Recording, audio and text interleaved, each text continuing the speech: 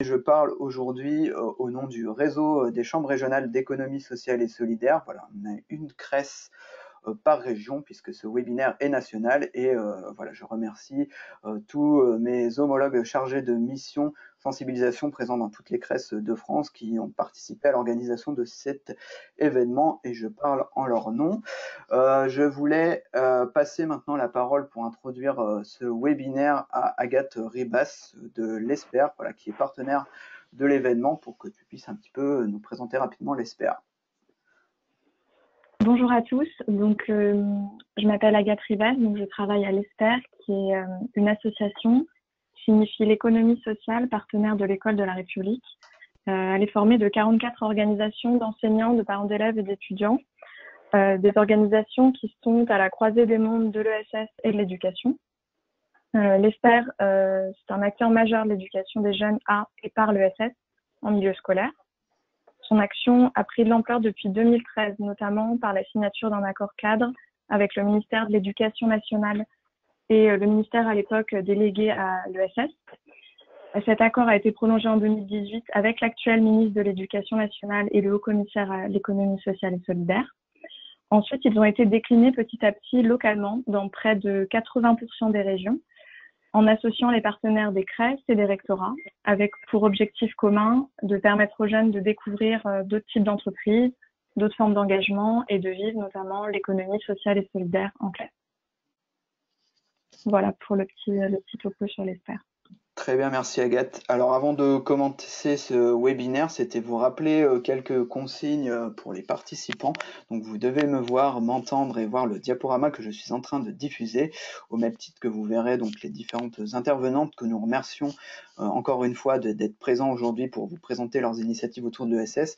Donc vous devez me voir, m'entendre. Cependant, vos micros sont fermés d'office puisque aujourd'hui vous êtes plus de 75 participants à cette heure-ci. Donc c'était voilà, pour éviter les interférences entre les micros de chacun, que vos micros sont fermés. Cependant, vous pouvez communiquer avec nous et avec les intervenantes via l'outil chat qui est à votre disposition. Vous avez un petit onglet de chat sur lequel vous posez vos questions. Vous pouvez poser vos questions. On prendra plusieurs temps de questions au cours du webinaire après chacune des interventions pour échanger avec les intervenants et poser vos questions aux intervenantes. Donc n'hésitez pas dès à présent à utiliser cet outil de chat pour poser vos questions ou partager vos remarques. On s'excuse par avance parce que vous êtes nombreux aujourd'hui. On ne pourra sans doute pas prendre toutes les questions le moment venu, mais on va éditer une foire aux questions avec mes collègues des autres CRES que l'on vous enverra par la suite afin de pouvoir répondre à toutes vos questions. Une autre chose, c'est que vous avez un petit onglet également documents à télécharger que je vous invite à consulter dès maintenant, sur lequel vous retrouverez un petit peu le diaporama que je vous présente et différents documents qui vont vous être présentés. Donc je vous invite à les télécharger dès à présent, puisqu'après ce ne sera plus possible, même si l'ESPER et certaines CRES vont héberger ces documents sur leur site internet. Voilà, pensez à télécharger ces documents dès maintenant. Un dernier point aussi, c'est qu'on vous enverra donc suite à ce webinaire un petit questionnaire d'évaluation du webinaire, puisqu'on a pour projet d'en faire d'autres, puisqu'il y a beaucoup d'inscrits, donc on est très content de cela. On envisage d'en faire d'autres et donc on est preneur de vos suggestions d'amélioration, donc n'hésitez pas à répondre à ce questionnaire à la suite de ce webinaire. Une autre aussi information importante, c'est que ce webinaire est enregistré, voilà, il sera diffusé en ligne pour les autres enseignants qui n'ont pas pu s'inscrire aujourd'hui. Voilà, on pourra vous faire parvenir les liens aussi si vous le souhaitez. Alors, pour continuer, juste avant de passer la parole aux intervenants, c'était revenir un petit peu sur la notion d'économie sociale et solidaire. Si voilà, tout le monde n'est pas au même niveau, c'est juste réexpliquer très rapidement qu'est-ce que cette notion d'économie sociale et solidaire, puisque l'économie sociale et solidaire, a des principes. Voilà, ce sont des structures. L'économie sociale et solidaire est portée par des structures qui ont une finalité d'intérêt général ou collectif. Voilà, et c'est ce qui prime sur les finalités financières et individuelles. Voilà, on crée avant tout une structure de l'ESS pour répondre à un besoin social d'intérêt général plus que pour se répartir le maximum d'argent, ce qui renvoie un petit peu au deuxième principe de l'économie sociale et solidaire, qui est la question de la lucrativité qui est limitée. On peut faire des bénéfices dans les structures de l'ESS, cependant on ne peut pas, enfin c'est pas leur but premier d'en faire énormément et on ne peut pas les redistribuer entre actionnaires puisqu'il n'y en a pas. Les bénéfices vont être majoritairement réutilisés au service du projet, des adhérents, des cotisants, etc., ou des associés, plus que vers telle ou telle personne.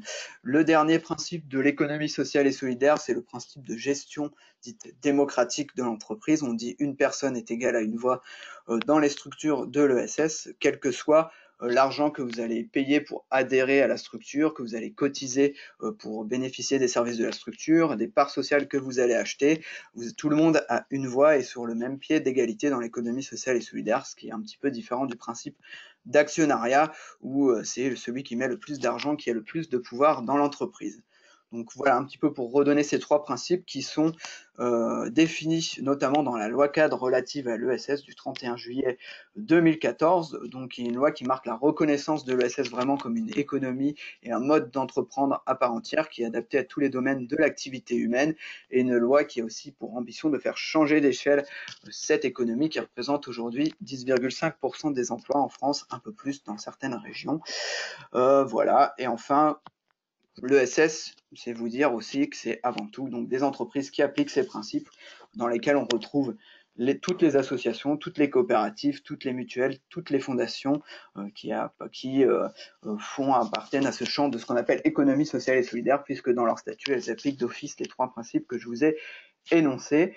Et la nouveauté de la loi, c'est que des sociétés commerciales, voilà, qui ne sont pas structurées sous ces statuts-là, peuvent aussi maintenant être reconnues d'économie sociale et solidaire si elles en appliquent les principes et les inscrivent bien sûr dans leur statut.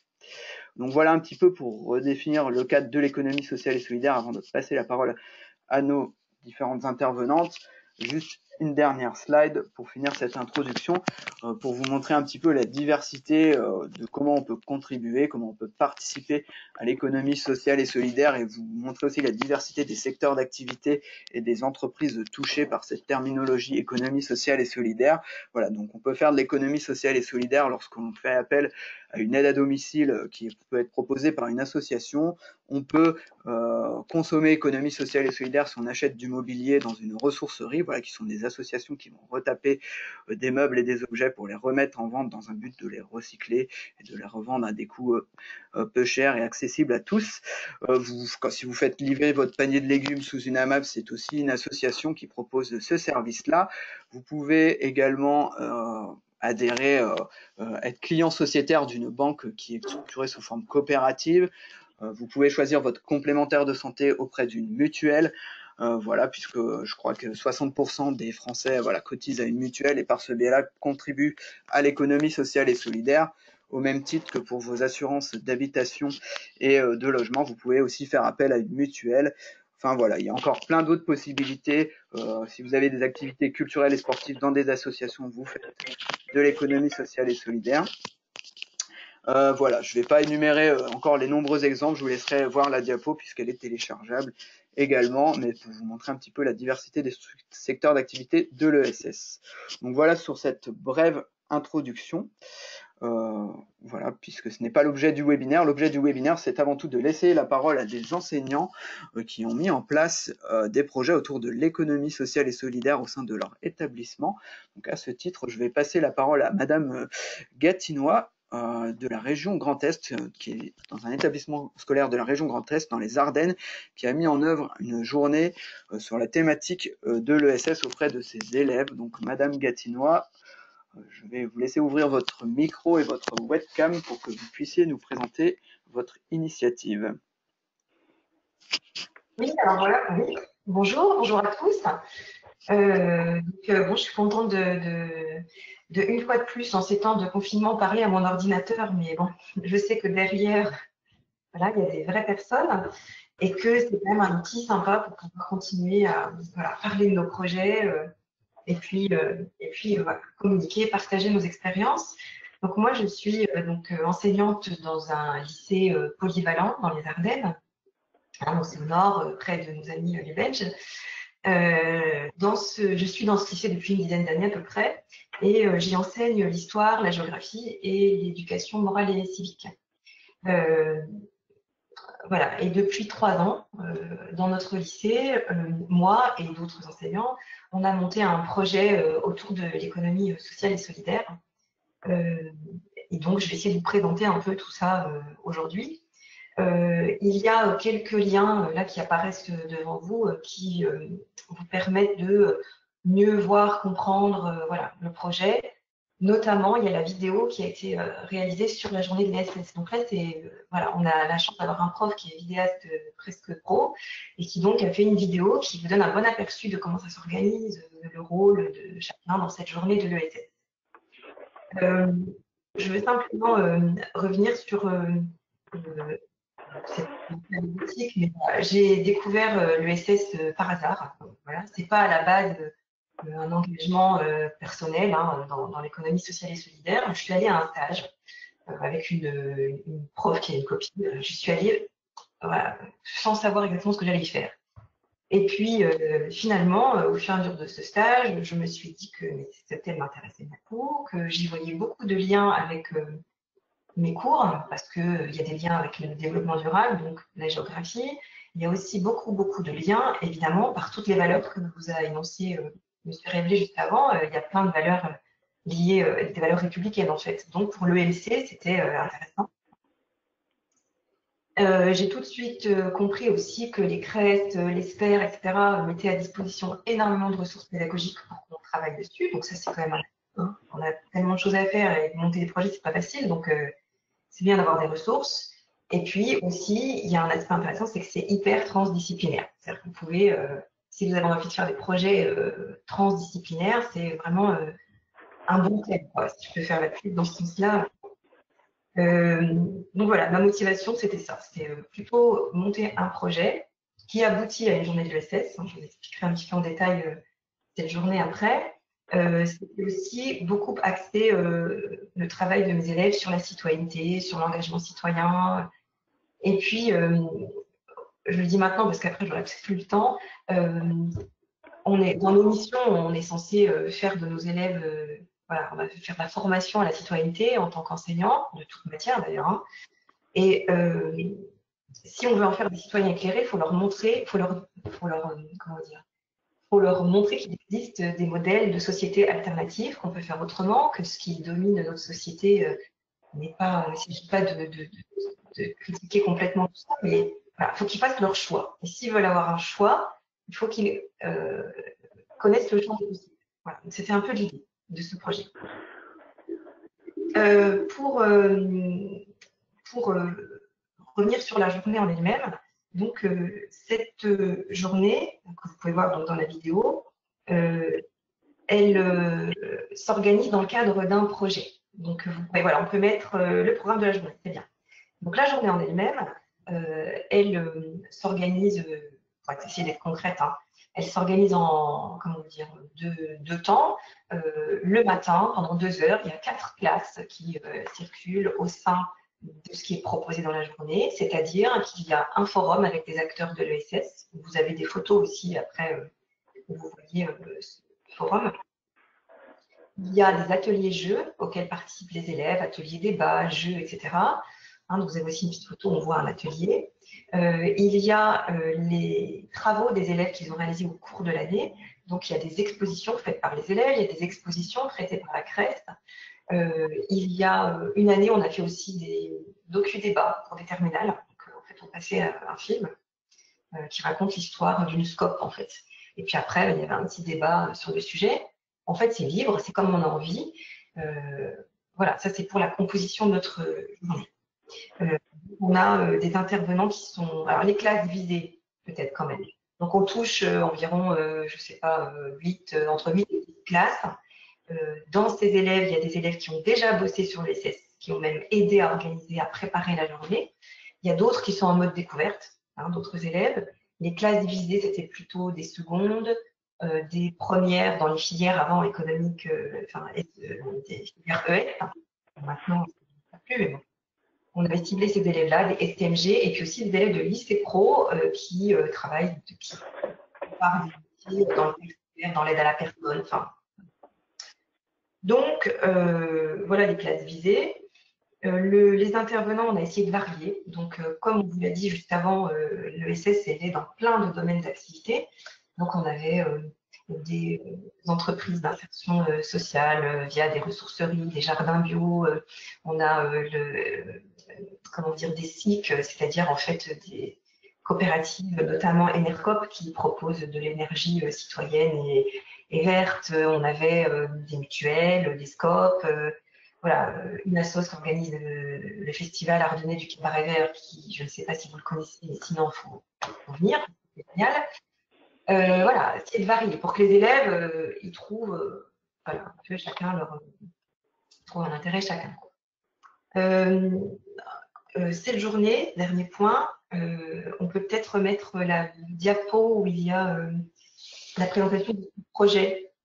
Donc l'autre tableau qui n'est pas top parce que voilà, il est un peu petit. Hein. C'était juste pour vous donner un aperçu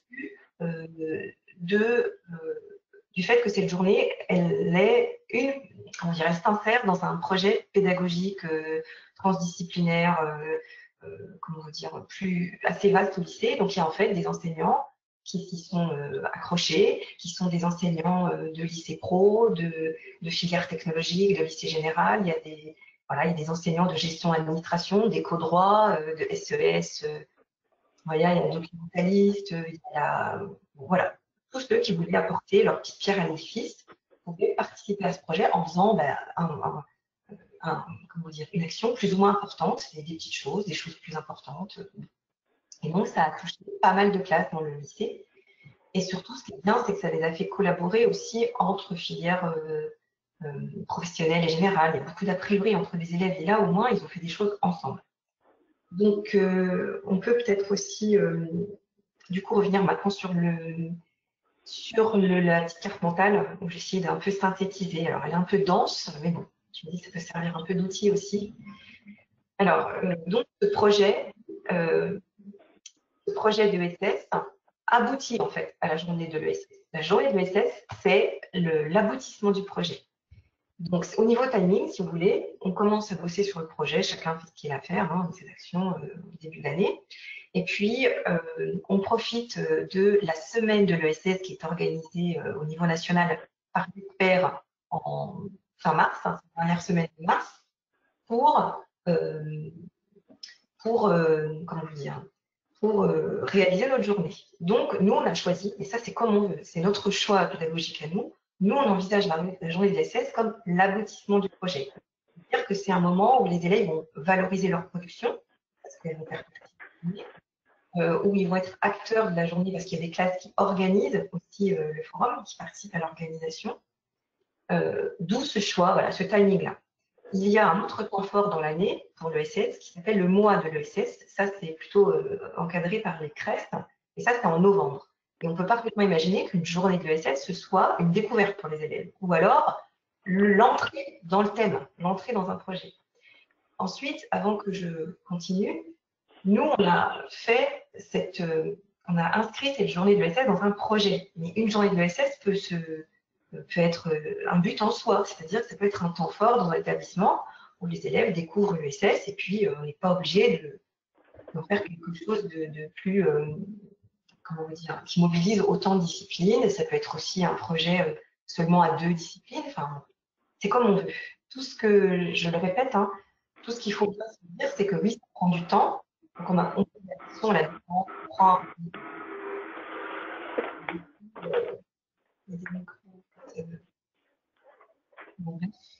j'espère que vous m'entendez toujours bien. Donc, quel que soit ce que l'on fait, ou bien quelque chose d'assez ambitieux, ou une journée, voilà, vous avez quand même beaucoup de ressources de la part de l'ESPER et de la CRES. Il y a beaucoup de ressources humaines pour vous aider, de ressources pédagogiques, etc. Vraiment, j'insiste, moi j'ai été bien soutenue dans ce projet. Alors, pour revenir sur ce petit, je ne sais pas combien de temps j'ai encore pour parler, je n'ai pas regardé. Jean-Baptiste, vous pouvez me dire hein, si voilà. 5 minutes. Il vous reste 6 minutes. Ouais. D'accord, ok. Alors, donc si on part de ce petit document, donc si vous pouvez le télécharger, vous pouvez revenir hein, après. Hein, c'était un peu le but hein, que j'écrive un certain nombre de choses parce que je ne pourrais pas tout dire. Alors en fait, dans la partie droite de ce petit organigramme, il y a plutôt la phase, tout ce qui est choix pédagogique, si vous voulez. Donc, je vous ai déjà expliqué qu'on a fait un projet de l'année. Hein, donc, il y a la phase où les élèves découvrent le SS en début d'année. On fait des jeux, enfin, on fait plein de trucs, hein, ce qu'on a envie en classe. Donc, voilà. Ensuite, il y a une deuxième phase où les élèves vont préparer leur production en rencontrant des acteurs de l'ESS. Et ça crée un partenariat. Ça, c'est intéressant parce qu'on a des élèves qui vont par groupe. Moi, mes élèves, par exemple, c'est les premières ES, et ben, ils contactent par mail les intervenants, les acteurs de l'ESS qu'on a contactés. Alors, ceux qui font des bénévoles, des responsables d'assos, d'entreprises ESS, enfin, voilà. Ils viennent au lycée. En général, c'est des gens qui veulent partager ce qu'ils font, donc le contact avec les élèves, il est super, quoi, il est vraiment bien. Et les élèves font des interviews et après, avec cette collecte d'infos, ils construisent voilà, une production qui change d'année en année. Et puis enfin, phase 3, on a notre forum de l'ESS. Ensuite, ce projet il est transdisciplinaire. Alors là, vous pouvez faire, alors, je vous ai mis quelques exemples. Hein, en SES, on a fait, ils ont travaillé sur la monnaie locale. Voilà, en éco-droit, ils ont fait une mini-entreprise. Voilà, donc chacun fait ce qu'il veut voilà, dans ce projet. À la hauteur qu'il veut. Enfin, voilà. Ensuite, on est dans la logique, pour ma part, avec mes élèves d'une pédagogie de projet, parce que voilà, ils ont tout le travail qu'ils font, c'est en collaboratif. Voilà. Donc, en EMC, ils travaillent en groupe, les groupes collaborent entre eux, coopèrent. Tout est, voilà, c'est plutôt horizontal comme fonctionnement. Quoi. Moi, je suis la personne ressource, je ne suis pas celle qui dit, qui choisit, voilà. Et ça me paraît intéressant parce que les valeurs de l'ESS, c'est la coopération. Et pour les élèves, que le fond et la forme soient cohérents dans le message, voilà, c'est plutôt bien. Les travail de groupe, c'est pas toujours facile, mais bon, voilà, on leur dit que oui, c'est pas facile, mais il y a du potentiel à travailler en équipe. Ensuite, l'objectif, c'est développer l'autonomie. Voilà, ils font leurs interviews tout seuls. C'est eux qui réalisent, par exemple, c'est mes élèves qui réalisent le quiz pour les autres élèves qui font la journée de l'ESS, il y a une diapo hein, sur le quiz. Et puis, ils ont aussi co-animé des ateliers jeux. Enfin, voilà, il y a une espèce de volonté absolue qu'ils soient plus autonomes. Et puis aussi, l'idée, c'était aussi voilà, ça c'est le quiz qu'on avait fait, qu'ils partagent leur production à la fin. Donc là, vous avez des exemples de production. Donc voilà, ça c'était en 2018, je crois. Ils avaient fait une expo sur les acteurs de l'ESS avec le thème engagement citoyen. L'année dernière, c'était un magazine, Mad Max, qui permet de collaborer. Voilà, donc magazine. Et puis, cette année, ils ont fait des infographies, mais cette année, le projet a avorté puisque la semaine de l'ESS, oui, la semaine de l'ESS, en fait, c'était la semaine d'après le confinement. Donc, on était prêts, mais on n'a pas fait cette journée de l'ESS. Ensuite, de l'autre côté, en fait, de la carte mentale, c'est plutôt le côté pratique, parce que ça, c'est des questions qu'on se pose. Donc, j'ai essayé d'être, comment dire, oui, pratico-pratique. Et de vous parler plutôt d'outils et de ressources. Donc, on a des outils pédagogiques, hein, par exemple, MadMax, si vous avez déjà bossé avec, si vous avez ça dans votre lycée ou collège, sur le NT, on crée un magazine et tous les profs ou les élèves, ils vont y mettre leur article et à la fin, on construit un magazine vraiment en commun. On peut faire aussi des padlets ou utiliser des espaces partagés de l'ENT pour communiquer aussi entre profs. Hein,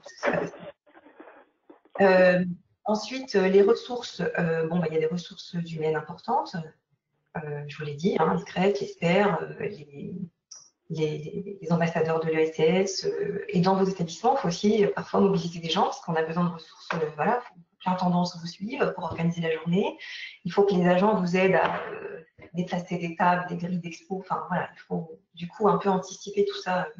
En logistique, c'est... Bon, voilà, il faut le faire une fois. Après, c'est un projet qu'il ne faut pas faire une année. Il faut faire plusieurs années pour quand même amortir le truc. Hein. Il y a des ressources pédagogiques, il y en a plein en ligne. J'ai mis quelques liens. Et aussi, comment financer cette journée? Alors là, le premier point, ça ne coûte pas grand-chose parce que tous les intervenants, par exemple, le font gracieusement. Donc, les interventions gratuites, en fait, la journée de l'ESS en soi, ça ne coûte pas grand-chose. Après, le budget qui est peut-être à prévoir, c'est un budget pour qu'on puisse, moi je l'ai fait comme ça, qu'on puisse vraiment faire fabriquer les productions d'élèves.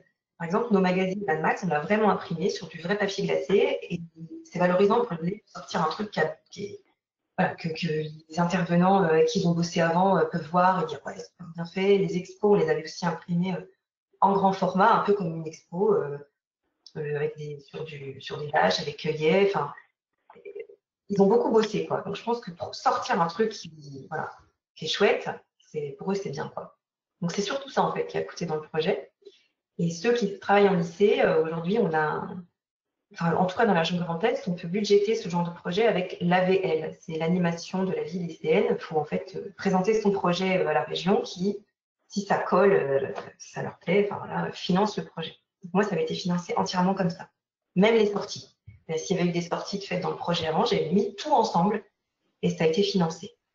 Et puis, la question qui fâche, c'est que vous devez tous vous demander, bah oui, c'est bien beau, mais on a des programmes qu'on n'arrive pas à finir déjà quand on ne fait pas de projet. On est débordé. Enfin, voilà, ça prend du temps. Alors, juste pour finir, faut essayer de concilier tout. Alors déjà, premièrement, un projet comme ça, c'est vraiment ça colle avec les nouvelles exigences des réformes là. Donc on a vécu ou subi, ça dépend. Dans les collèges, les lycées, on nous dit de faire du travail d'équipe, de développer la collaboration entre élèves, de faire des projets de l'année. Alors j'ai remis quelques idées, hein. Il y a des chefs-d'œuvre au lycée pro, les EPI au collège. Donc ça colle quand même avec une demande. Après, dans nos programmes, on est obligé de faire des heures, faut faire des choix. Voilà, moi, pour ma part, j'ai fait ça dans le programme de EMC. Donc j'ai mis toutes les heures de EMC de l'année pour ce projet. Voilà.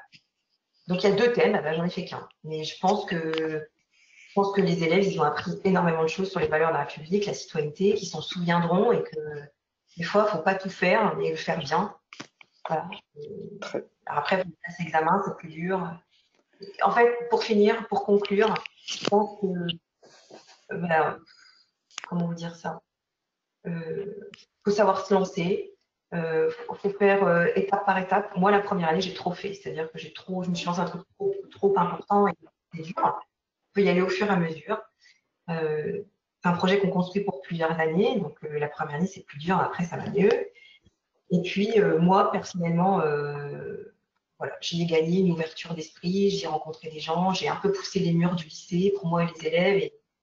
Et ça fait du bien, quoi. Ça fait une respiration. Et puis professionnellement aussi, ça m'a obligée à utiliser de nouveaux outils, à faire travailler les élèves autrement. Donc il y a de l'investissement à mettre, mais il y a aussi beaucoup de choses à récolter, si vous voulez. Très bien, merci.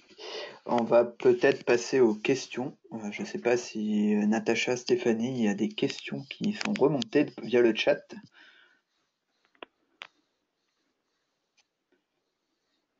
Alors, moi, J'ouvre mon micro. Oui, c'est Stéphanie. En fait, il y avait des questions sur la mini-entreprise. Oui.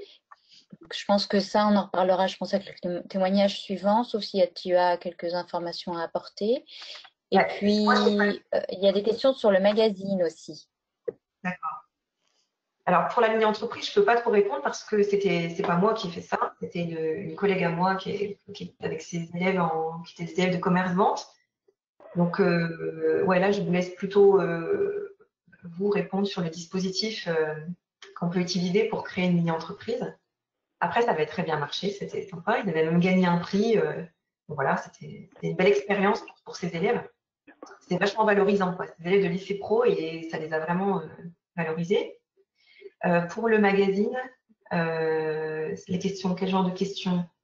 Comment J'ai mis le lien du magazine Best qui a été réalisé, mais est-ce que le logiciel est un logiciel gratuit, la Mad Max, ou Alors en fait, le est-ce logiciel, que c'est un outil c'est un assez bon outil.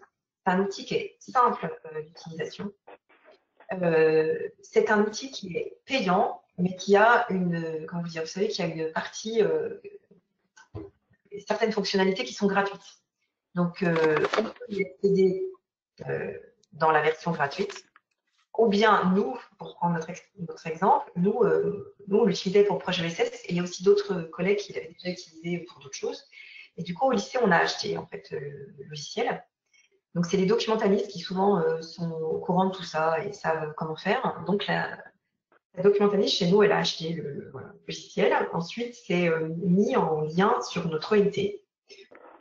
Et via l'ENT, on crée un magazine. Donc là, on a créé Bête, enfin voilà, bref. Et les élèves vont dessus et puis ils créent leur page, puis ils l'insèrent, puis une autre classe avec d'autres élèves, d'autres profs insèrent leur page, etc. Puis après, il y a en gros, moi et quelques élèves, on s'était mis, genre, comment on peut dire ça, pas modérateur, mais bon, je ne sais plus les noms exacts. En tout cas, on avait plus la main.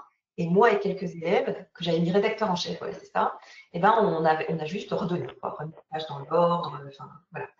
Donc ça, c'est un bon outil pour collaborer, parce que du coup, les classes du projet peuvent faire une page de ce magazine. Donc c'est, voilà, ça rend assez facile et ça concrétise la collaboration dans un projet transdisciplinaire. Très bien. Si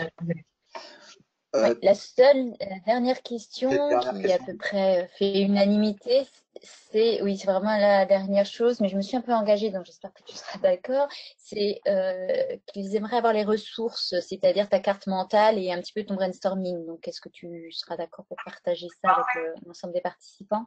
Pas de problème. En fait, la carte mentale, je l'ai faite, j'ai fait hier, voilà, en essayant de synthétiser le projet dans ce qui est pédagogique et puis ce qui est pratique. Donc oui, pas de souci. Moi, je veux bien donner toutes les ressources qu'on veut. Je peux, oui, tout ce que nous veut bien, tout ce qu'on veut. Même d'autres choses que Stéphanie, je peux te filer et qu'on peut remettre en ligne autrement. Pas de souci. Ok. Et puis la dernière question, c'est comment la Crest est-elle impliquée dans ce projet? La Crest, c'est toi, donc non. Voilà. La Crest, alors en fait, on peut pas mener un projet comme ça. Bon, nous, c'était un truc un peu vaste, mais même journée de SS, voilà, tout seul. Je dis ça, c'est illusoire, c'est pas possible. Donc, il faut avoir une dynamique d'équipe dans l'établissement. Il faut aussi avoir de l'aide. Et l'aide, elle vient comment dire, elle vient de la CREF ou elle vient d'Esper. Et que fait la CREF? Donc, la CREF, par les chargés de mission, voilà, donc Stéphanie Chenel m'a donné les contacts avec les structures ESS.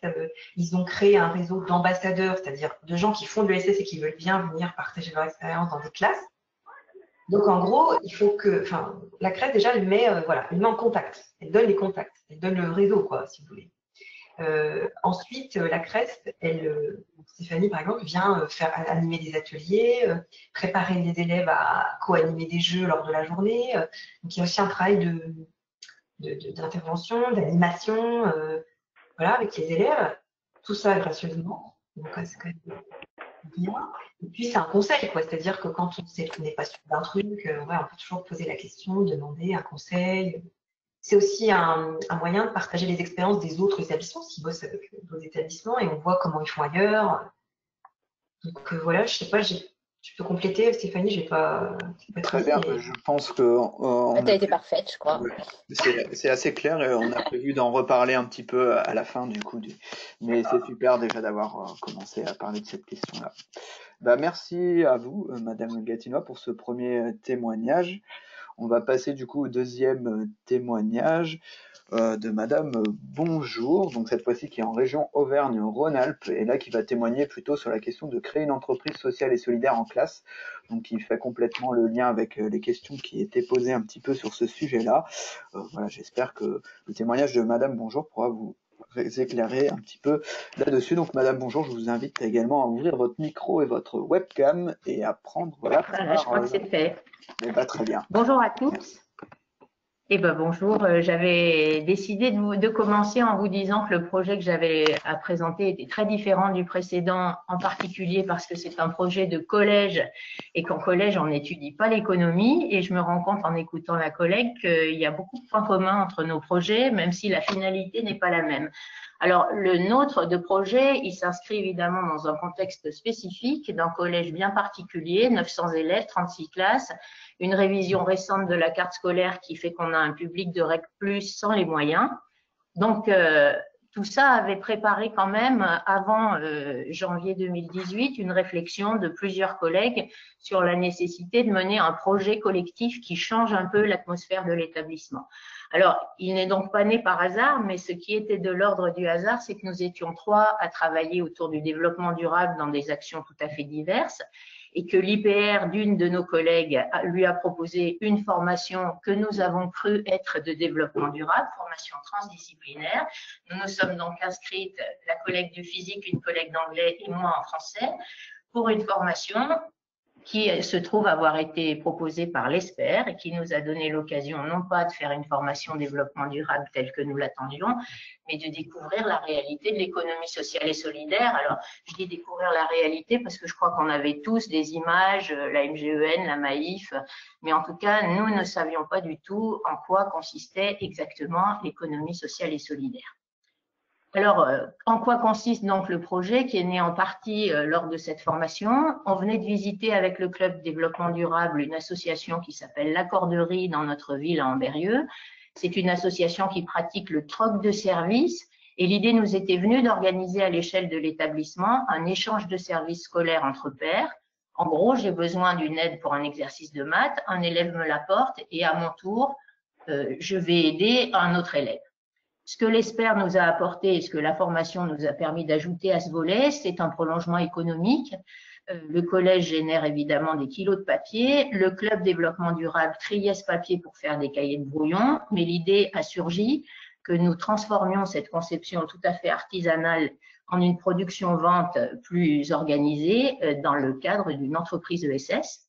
Et donc, à l'entraide scolaire s'ajouterait le chaînon manquant entre les deux activités, à savoir j'ai reçu une aide scolaire, mais je ne me sens pas capable de la restituer sous une forme scolaire. Je vais donc trier du papier pour que l'entreprise puisse fonctionner. Et c'est ainsi qu'on a 2 activités qui s'articulent dans un projet à la fois citoyen et d'économie durable. Donc là, j'ai oublié de dire à Jean-Baptiste qu'on était à la diapo 2, mais bon, c'est pas grave, on va passer directement à la 3. Du coup, l'idée progresse, l'entraide entre pairs doit se mettre en place. C'est quand même pas une évidence pour les élèves et nous avons donc imaginé qu'elle soit impulsée par une classe qui, dans le cadre des cours, travaillerait de façon collaborative et coopérative. Et c'est là que je rejoins tout à fait ce que disait Amélie tout à l'heure. Nous étions déjà 3, donc anglais, physique, français, à avoir envie de travailler de cette façon avec les élèves. Une collègue de mathématiques s'est jointe à nous, qui avait l'habitude de procéder comme ça dans ses classes.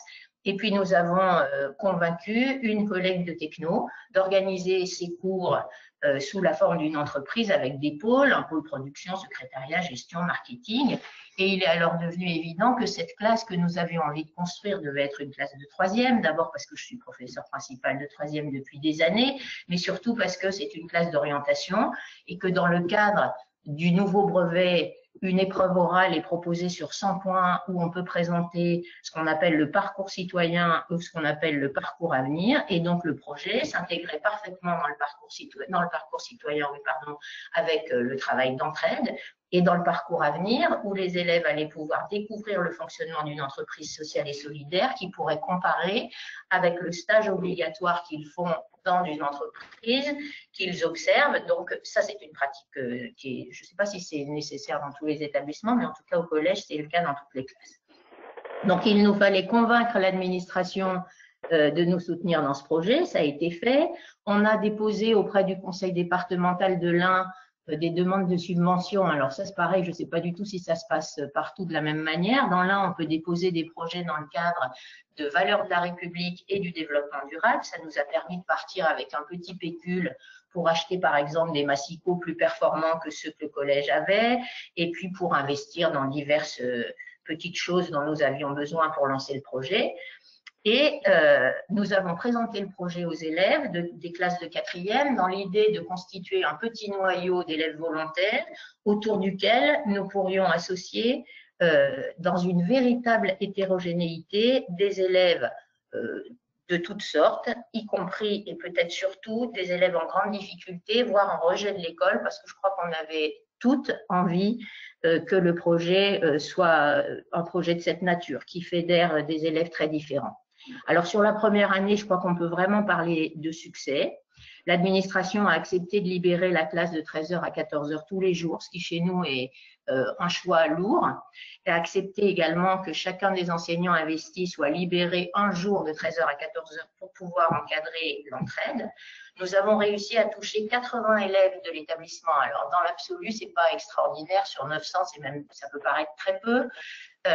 Toujours compte tenu des questions d'emploi du temps, c'est compliqué pour les élèves qui rentrent chez eux entre midi et 2 de revenir au collège pour 13h. C'est compliqué pour la cantine de faire passer tout le monde. Donc, je crois qu'on s'en est quand même bien sorti. Les élèves ont produit 600 cahiers qu'ils ont pu vendre et le foyer socio-éducatif était notre banque.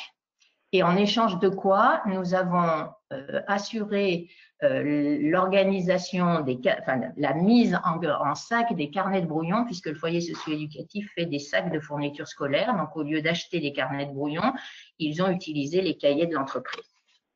À la fin de l'année, première chose, tous les élèves de la classe ont évidemment passé le brevet, 5 ne l'ont pas eu. Mais il n'y a pas de miracle, c'était pas une surprise. En tout cas, ces 5-là sont restés avec nous jusqu'au bout. Parmi les autres, on a eu beaucoup de mentions au brevet. Alors évidemment, c'est pas l'objectif premier, mais parmi tous les élèves qui ont eu des mentions, on peut dire que si on regarde les profils de 4e, c'était pour le moins inattendu. Donc ça, c'est un premier point qui nous a permis d'évaluer l'impact du projet. Et la deuxième chose qui pour moi est plus importante, c'est que les 28 élèves de la classe ont tous intégré la filière d'orientation de leur choix. Donc, je crois que ça, c'est vraiment un point qui nous a conduit à prolonger l'expérience et même à l'amplifier, puisque cette année, donc c'est la diapo suivante, je crois, cette année, nous avons 2 classes sur le même principe d'hétérogénéité, une classe de 3e qui était censée fonctionner un peu sur le modèle de l'année précédente, et nous avons voulu ajouter une classe de 6e, l'idée étant qu'à terme, chaque niveau de classe du collège et sa classe économie sociale et solidaire, avec toujours des élèves différents pour que les valeurs que nous contribuons, j'espère, à partager avec les élèves soient justement partagées par le plus grand nombre. Alors, ce que le projet de l'année dernière avait clairement montré, c'est que la classe, dans son fonctionnement aussi bien d'entreprise que dans l'entraide, fédère vraiment les élèves entre eux. Des élèves qui, dans une autre classe, se seraient simplement côtoyés sans vraiment se connaître, là, peuvent vraiment travailler ensemble. Un bon élève peut découvrir qu'il est difficile d'expliquer ce qu'on a compris et donc il se trouve en situation de difficulté. Et l'élève en difficulté, lui, peut avoir une idée, c'est ce qui s'est passé l'année dernière, hein, le nom Papette Compagnie et leur aide, Papette Compagnie c'est le nom de l'entreprise et leur aide, a été proposé par un élève qui était connu pour son rejet absolu de l'école et ces noms donc ont été plébiscités lors d'un conseil d'administration où les élèves ont choisi donc de façon démocratique le nom qu'ils voulaient donner aux 2 structures. Donc ça, je ne vais pas insister beaucoup là-dessus, mais Jean-Baptiste l'a évoqué tout à l'heure, le volet démocratique de ce type de projet où élèves et enseignants se retrouvent en conseil d'administration, échangent leurs vues sur des questions qui n'ont rien de scolaire au sens habituel du terme. Je crois que c'est vraiment quelque chose de très important dans ce type de projet et ça permet une reconnaissance mutuelle, ça génère une forme de respect qui fait souvent défaut, je crois, dans nos classes et qui gêne la progression de nos élèves. Alors, donc, on s'est retrouvé en juin dernier avec une 6e à constituer. Le principe ne pouvait évidemment pas être le même. Nos élèves arrivent de 9 CM2 différents, de plusieurs écoles aussi, chaque école ayant ses publics différents. Donc, on a eu quand même du mal à constituer cette classe. Et puis en septembre, on a eu une première mauvaise surprise, c'est que les emplois du temps n'étaient plus du tout faits pour nous permettre le fonctionnement habituel. Autrement dit, la classe de 6e avait cours tous les jours entre 13h et 14h et nos élèves de 3e n'étaient jamais tous disponibles en même temps à 13h. Bon, on a quand même fonctionné comme on a pu avec des groupes et leur aide a repris son chemin. Le deuxième coup dur, c'est que la collecte de technologie a été rapidement absente pour une longue période et donc l'entreprise n'a pas pu démarrer comme on l'aurait voulu. Mais la bonne nouvelle, en revanche, c'est qu'on a pu vraiment nouer avec le Secours populaire d'Ambérieu, qui est une structure vraiment très importante localement, on a pu nouer un partenariat qui se révèle vraiment tout à fait fructueux. Alors, comme j'avais souvent monté des spectacles de théâtre écrits et joués par les élèves, on a eu l'idée ensemble d'imaginer à l'occasion des portes ouvertes de juin 2020 qui n'auront pas lieu, c'est vraiment dommage, une journée de la solidarité. L'idée, c'était que les élèves du collège partent du collège et aillent vers le local du Secours populaire dans un spectacle de théâtre déambulatoire en passant par tous les lieux de solidarité dans Berrieux. Bon, c'était évidemment un gros projet transdisciplinaire. Hein, là aussi, la collègue l'a dit, je crois qu'on a toujours à cœur de travailler ensemble et de faire en sorte que les enseignements fassent sens pour nos élèves, toujours dans le cadre strict des programmes. Hein. Il ne s'agit pas du tout de faire autre chose que ce qui nous est demandé. Et je crois que c'est toujours possible dans un projet de construire son programme en fonction des finalités qu'on s'est données. Donc, évidemment, les élèves de 6e ont été assez séduits par l'idée de pouvoir faire un spectacle de théâtre. Lorsque la bénévole du Secours populaire est venue présenter l'association que beaucoup connaissaient pour en être bénéficiaires, l'idée a surgi d'une collecte pour Noël, hein, de livres et de jouets pour enfants. Et ça a été l'occasion justement de faire rencontrer nos élèves de 6e avec leurs aînés de 3e qui ont aidé au tri, à la collecte, et les volontaires des 2 classes ont participé à la table ronde de l'ESS organisée dans notre établissement, qui a été l'occasion de remettre donc le fruit de cette collecte aux bénévoles du Secours populaire. Donc là, j'ai oublié de demander à Jean-Baptiste d'avancer sur les diapositives. Donc vous voyez, voilà, donc ça c'est voilà, le Secours populaire en avance. Et on va se retrouver, ça c'était le tri, voilà. Donc on a eu beaucoup de succès auprès des élèves du collège. Le tri, j'ai oublié de le dire, c'est fait auprès des élèves. Et donc là, heureux hasard encore, donc on peut avancer sur la diapo d'après. Quand les bénévoles du Secours populaire, à l'occasion de la table ronde, ont vu l'implication de nos élèves, puisqu'ils ont vu des petits 6e qui étaient venus donner la collecte, des 3e de cette année et même des 3e de l'année dernière qui étaient revenus, les bénévoles nous ont proposé de participer au festival Pop Tour du Secours populaire qui réunit chaque année les bénévoles dans une ville de toute la France. Et cette année, la thématique, c'était la collecte d'argent. Donc ça nous a semblé vraiment intéressant parce qu'on avait bien conscience qu'avec les errances de l'entreprise, le côté économique avait un peu disparu de notre projet. Donc là, la thématique étant la collecte, on a pu se poser la question, pourquoi une association a-t-elle besoin d'argent? Que peut-elle en faire? Sous quelle forme peut-elle le récupérer? Et donc toutes ces questions ont été abordées le matin, donc c'était un samedi matin, on s'est levé très tôt pour partir à 6h à Saint-Étienne. Le matin, les 8 élèves qui ont fini par accepter de se lever tôt et puis qui l'ont fait tout à fait volontiers, mais bon, sur les 28, il en manquait quand même 20. Les 8 élèves ont découvert à la fois le principe de la collecte et puis les questions relatives à la communication. Elles ont réalisé des affiches, hein, que vous voyez en photo, et elles ont arpenté les rues de Saint-Étienne avec comme objectif donc de collecter des fonds, des promesses de dons, du soutien. Et il se trouve, hein, vous avez le petit encadré du Secours populaire, que l'équipe des élèves a même gagné le petit concours qui avait été fait. Donc tout ça les a amenés à entrer en contact avec des passants, avec des commerçants. Donc ça a été vraiment un temps fort pour nos élèves et on espérait bien qu'elles puissent présenter ça au brevet, mais il n'y aura pas de brevet. Ces élèves, c'est 8, donc je crois qu'avant l'expérience, rien ne les rapprochait vraiment. Et on s'est aperçu dès le lundi des retombées scolaires de l'expérience, puisque dès le lundi, je dirais que l'entraide entre elles coulait de source.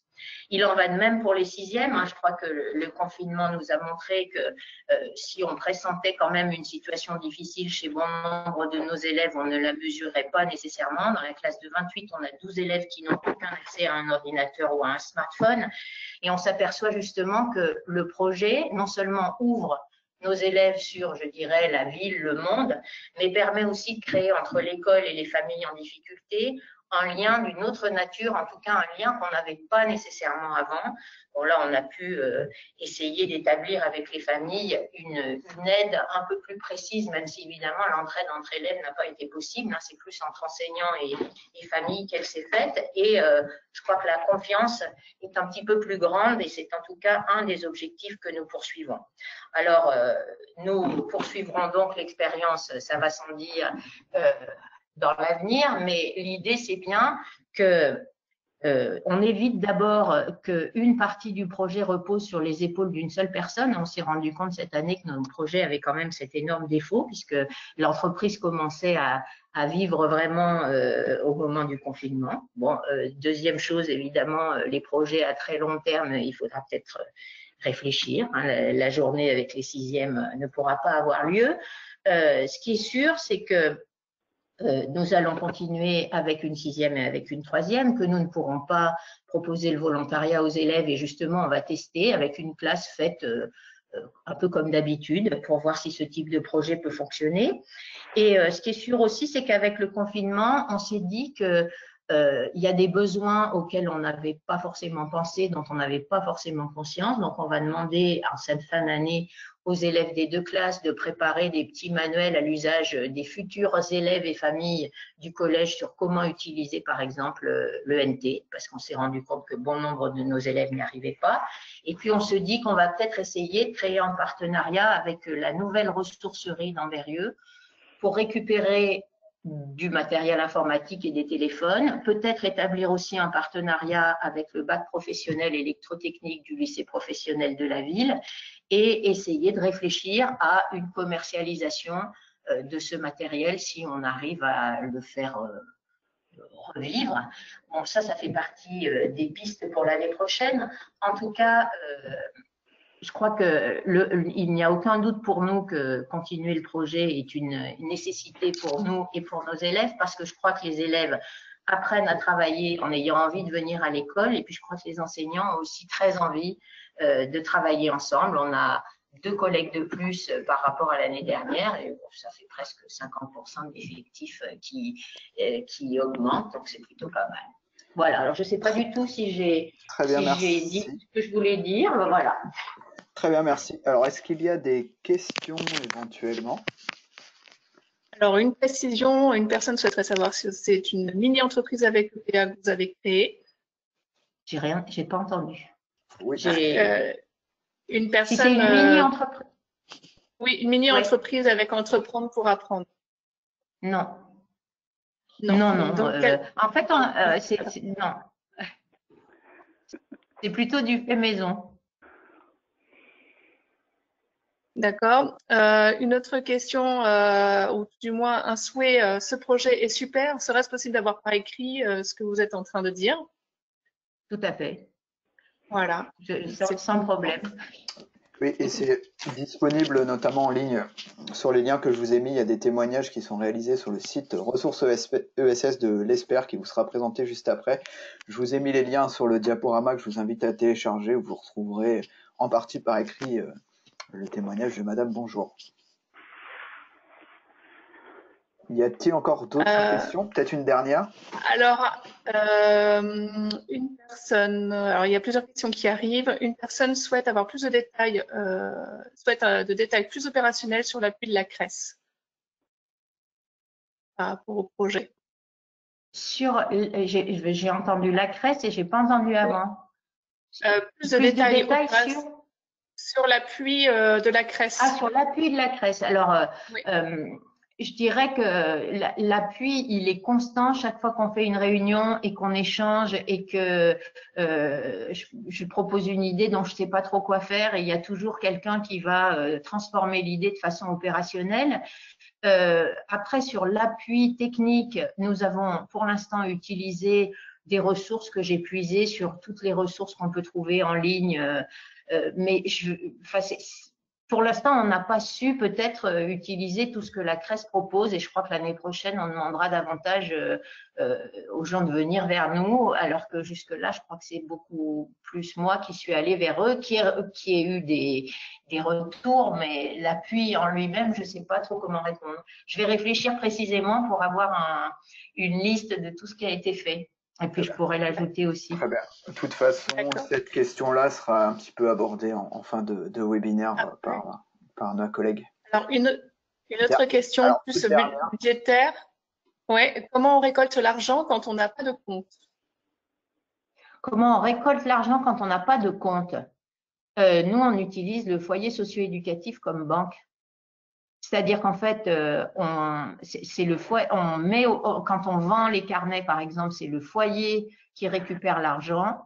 Et j'avoue que je ne me suis pas demandé comment ils font. Je crois que c'est très légal hein, de faire comme ça. En tout cas, personne ne m'a dit que ça ne l'était pas. Très bien, merci. Merci, Madame Bonjour, pour ce témoignage encore. Bonne suite. Donc, n'hésitez pas à télécharger le diaporama si vous souhaitez plus d'infos sur ce témoignage, notamment des écrits. Et il y a une vidéo aussi que je vous ai mis via un site Dailymotion qui a été faite sur cette initiative. Donc, on va passer maintenant au troisième témoignage, donc cette fois-ci qui est le témoignage de Madame Copin, donc en région Nouvelle-Aquitaine, qui va témoigner plus particulièrement sur les interventions courtes qui peuvent être faites auprès des élèves, notamment via l'outil Junior Coopérative, mais je crois, Madame Copin, vous nous le direz au cours de votre témoignage que vous faites bien plus que des interventions Junior Coopératives avec vos élèves. Donc si ce n'est pas déjà fait, je vous invite à ouvrir votre webcam et votre micro, et à vous la parole. Ok, bonjour à tous. Alors moi je suis donc Charlotte Copin, professeure éco-gestion option marketing ou mercatique. Donc c'est-à-dire que j'enseigne alors jusqu'à l'année dernière en STMG, là cette année maintenant en BTS. Mais les actions que je vais vous présenter, en fait, je les ai réalisées en STMG. Alors la première question, savoir pourquoi déjà l'ESS. Parce qu'en fait, chez nous en STMG, c'est une notion qui est inscrite dans nos référentiels, et notamment en économie, en management, en marketing.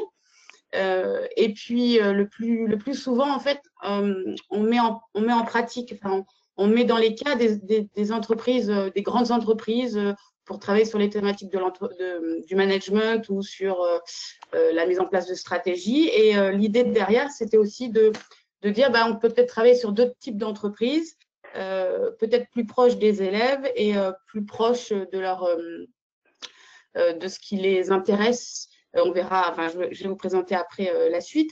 C'est aussi une thématique qui est portée aussi par moi, par l'équipe éducative personnellement. Et puis, on a eu aussi cette chance au sein du lycée dans lequel j'enseignais jusqu'à l'année dernière, au lycée Gay-Lussac à Limoges. En fait, on a eu la signature d'un accord de coopération au niveau régional pour la Nouvelle-Aquitaine. Et donc, en fait, cet accord, c'est une déclinaison de l'accord cadre de coopération signé en 2013, et donc par le ministre de l'Éducation nationale, le ministre délégué à l'économie sociale et solidaire et l'ESPER. Et en fait, ce partenariat, il permet notamment en fait, de promouvoir l'ESS auprès des publics scolaires. Il permet aussi d'informer les jeunes sur les possibilités d'emploi dans les entreprises de l'ESS, parce que c'est ça aussi une optique. C'est pas simplement mettre en place des actions liées à l'ESS parce que c'est dans nos programmes, mais c'est aussi leur dire qu'il y a possibilité aussi d'aller travailler dans ce type de structure. Ce partenariat permet aussi de consolider la culture économique et sociologique des élèves dans leur formation de citoyens. Il y a la notion bien sûr de citoyen. Et puis, en fait, l'idée, oui, et ça aussi, c'est assurer en fait nos promotions à nous en tant que professeurs de nos initiatives pour faire connaître l'ESS. Et donc, c'est là, je reviens sur, il y avait une question, et c'est via ce partenariat, en fait, que la CRES peut nous soutenir et l'espère. Et en fait, c'est grâce à ça que, et moi, par exemple, c'est grâce à ce partenariat, donc à la signature de cet accord cadre, que, en fait, je suis rentrée en contact avec la CRES et l'espère. Et c'est comme ça, en fait, que on a pu monter des projets. Donc, pour me concernant, en fait, j'ai monté 2 projets. Le projet 1 qu'on avait intitulé l'ESS dans la démarche entrepreneuriale, et un projet 2 qui s'appelait Citoyens de demain. En fait, le premier projet, l'idée était donc de développer en fait l'esprit d'entreprendre autrement. C'est un projet qui a été établi avec donc des élèves de STMG, des élèves de première et de terminale, toutes options confondues. Et donc, l'idée, c'était vraiment de développer l'esprit d'entreprendre à travers une approche pédagogique active et coopérative. Et donc, ce projet, en fait, s'est monté sur 2 ans. D'abord, la première année, on a travaillé plutôt sur la sensibilisation à l'ESS. Et la deuxième année, on a travaillé sur la construction d'un projet ESS. Et ça, ce projet entrepreneurial, en fait, s'inscrit dans la junior coopérative, puisque la junior coopérative, en fait, c'est une démarche pour sensibiliser les élèves à l'entrepreneuriat collectif et notamment à la démarche projet. Et en fait, l'idée, c'est de placer les jeunes dans une démarche de pré-incubation. Donc, d'abord sur la première année, en fait, on a essentiellement travaillé en termes de timing sur la semaine de l'ESS. Comme on vous a dit à un moment, en fait, il y a le mois de l'ESS et il y a la semaine de l'ESS. Le mois de l'ESS, c'est en novembre, enfin, normalement en novembre, et la semaine de l'ESS plutôt aux alentours de mars. Et donc là, pour sensibiliser les élèves à l'ESS, j'ai travaillé donc avec la CRES et l'ESPER et on a monté un forum de l'ESS dans le cadre de l'EducTour. Et donc, dans le cadre de ce forum, en fait, on avait 2 aspects sur ce forum. On avait une partie vraiment forum avec présence des acteurs de l'ESS du territoire. Et une autre partie où en fait c'était des jeux de rôle de l'ESS. Et c'est là, par exemple, quand on parlait encore de l'intervention de la CRES, les jeux de rôle de l'ESS, par exemple, étaient animés par Florian Barès de la CRES. Moi, je suis du Limousin. Et donc, c'est-à-dire que les élèves, en fait, étaient en groupe et avaient chacun un type de structure. L'idée, c'était ils avaient tous le même objet d'entreprise. Alors, c'était la création de sacs, mais en fonction de leur type de structure, soit associative, soit grande entreprise, soit coopérative, etc., c'est de se rendre compte, en fait, que les attentes ne sont pas les mêmes, que les moyens ne sont pas les mêmes. Et donc, en fait, c'est les rendre vraiment acteurs des différentes structures qui peuvent exister. Et dans la partie forum ESS, l'idée après, pour stimuler les élèves, parce que les emmener dans un forum comme ça, en fait, ils avaient préparé en amont un questionnaire et ils avaient pour objectif de créer en fait une expo portrait d'acteurs de l'ESS du territoire, du Limousin. Donc, ils devaient aller à la rencontre des acteurs et ils avaient différentes questions à poser. Donc, on avait des acteurs comme la MGN, Artisans du Monde, enfin différentes associations coopératives. Là, pareil, là où moi qui arrivais, enfin qui ne suis pas du territoire, qui arrive de Paris et qui était là depuis 2 ans, je n'avais pas le réseau nécessaire. Et par exemple, là, la CRES était en appui, puisqu'en fin de compte, c'est eux qui ont emmené leur réseau, en fait. Hein. Donc là, c'était un pilier important. Sur cette même semaine, on a mis en place aussi un ciné-débat avec l'ESPER. Et donc, ils ont réussi à projeter donc, le film et à faire venir aussi le réalisateur. Et donc, les élèves ont pu débattre de la notion. Là, on était plutôt sur les modes de consommation, sur la consommation et la prise en compte de notre façon de consommer actuelle. Alors, je préviens toujours, on est avec des premières et des terminales. Hein, donc, normalement, ils ont enfin, pas tout le temps, mais en tout cas, ils ont un retour. Enfin, voilà, ils ont une connaissance déjà des notions, notamment la notion de consommation.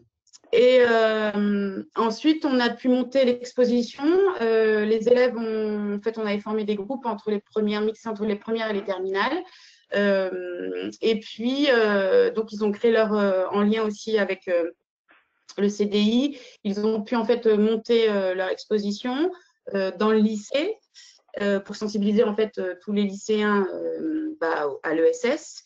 Et en fait, on avait monté ça sur des grilles, tout ça. Enfin, ils avaient fait voilà.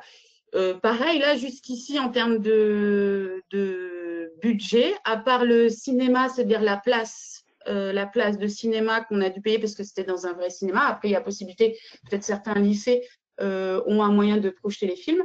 Là, en fait, on n'a rien payé. Hein. Là, je parle vraiment technique, hein, puisqu'on parlait de budget. Enfin, les questions étaient aussi liées au budget. sur la deuxième année, donc toujours avec ces mêmes élèves, alors bien sûr, les terminales n'étaient plus là, sont passés dans l'étude supérieure. Donc, moi, j'ai continué le projet, en fait, avec ceux qui étaient, avec les terminales, ceux qui étaient en première, qui avaient participé au forum. Ensuite, ils étaient en terminale, donc j'ai continué le projet avec eux. Et donc là, en fait, là, on était vraiment dans la concrétisation, en fait, d'un projet ESS. Alors, pour relancer un peu l'initiation, enfin, la sensibilisation à l'ESS, on a mis en place, et là, cette fois, dans le cadre du mois de l'ESS, un ciné-débat, les coriaces sans les voraces. Notamment ça parce que c'est intéressant pour nous, filière STMG. Alors, je ne sais pas si c'est des professeurs d'éco-gestion, mais ça, c'est intéressant parce que si vous vous rappelez, en fait, Scopti, c'est l'histoire de Scopti, et notamment, c'est un sujet qui était tombé, sujet de bac qui était tombé en management. Et donc, en fait, c'est des films documentaires qui sont super intéressants, sur lesquels, après, on peut retravailler, pour ceux qui, enfin, peut-être certains connaissent, mais c'est le principe qui retrace, en fait, la marque 1336, le thé. Donc, même pour vous, pour votre culture, enfin, personnelle, il est assez intéressant. Ensuite, donc, suite à ça, on a lancé la démarche projet. Et là, en fait, j'ai donc Florian Barès de la CRES, qui concrètement, en fait, est venu 2 séances de 3 heures. Donc ça, c'était sur mes heures de cours. Hein. Donc, il est venu sur deux séances. Et l'idée, en fait, c'est qu'il a animé, en fait, une gestion de projet ESS. Et l'idée, c'était de faire émerger auprès des élèves une problématique proche de leur environnement et par principe du brainstorming, de trouver des solutions concrètes pour résoudre ces problématiques. Et notamment en proposant des idées innovantes, structurées, voilà, pour structurer en fait le cadre. Et donc la deuxième séance, c'est pareil, il a continué en fait à travailler sur la gestion de projet en lien avec les idées proposées par mes élèves. Tout ça, en fait, en amont, puisque la finalité du montage de projet ESS était le voyage ESS. Et donc, ces deux séances de 3 heures, c'était le moyen, en fait, que mes élèves, et par groupe, chacun des projets de structure ESS en lien avec des problématiques liées à leur environnement. Je dis bien des projets. Hein. Et donc, suite à ça, en fait, on est parti en voyage scolaire en mai à Seignos, en partenariat donc avec la CRES, l'ESPER, et puis l'association Tuba Essai de Sud-Aquitaine, qui est en fait, Tuba Essai est un incubateur d'idées. Ça veut dire qu'il accompagne les structures dans la réalisation, les structures liées à l'ESS dans la mise en place de leurs projets. Il les accompagne comme une pépinière, mais là, spécifique à l'ESS. Et donc, en fait, pendant ce voyage qui a duré 1 semaine, tous les après-midi, en fait, on allait au sein de cette structure. Et donc, en fait, des actions, enfin, des séances étaient menées, notamment là, en lien avec ce qu'avaient pu créer mes élèves. Et on les accompagnait, en fait, pour essayer de concrétiser la mise en place de sur leur projet. Et notamment, là, plus sur le cadre notamment managérial, juridique, à savoir pour tel projet, quel type de structure on va sélectionner, pour quel mode de gouvernance on va prendre. Voilà, on était vraiment dans la concrétisation entrepreneuriale en fait de leur projet. Et on a pu en fait organiser aussi, on a été invité avec le pôle territorial de coopération économique Sud-Aquitaine de Tarnos Bertin.